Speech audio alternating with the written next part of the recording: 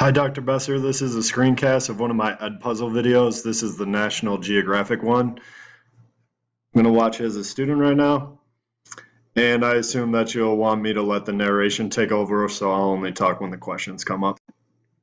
This lesson is going to focus on planets orbiting the sun, rocks orbiting the planets, and dwarf planets and asteroids out there as well. Saturn, the first planet, you can see has an asteroid belt. This asteroid belt consists of rocks, and these rocks are being pulled by Saturn's gravitational pull, making them go in circular motion around Saturn. So you can see I kind of twisted the video to focus not so much on astronomy, but on circular motion and the gravitational pull that's necessary. I already went through this as this student view, so these are already answered, but this is the multiple choice question where both the moons and the satellites could be in an orbit around one of these planets, so I'll hit continue. Uranus is another planet that has a ring around it, and in this it's not focusing on that, but those masses as well would be orbiting Uranus.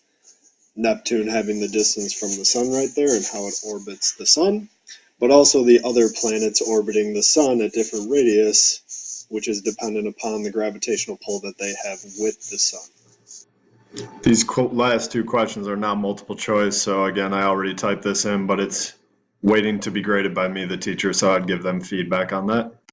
Many things in our solar system obviously orbit one another, most of them being planets, but some of them also being dwarf planets or just practically rocks out there. Again, one more with the submission where it's pending my approval.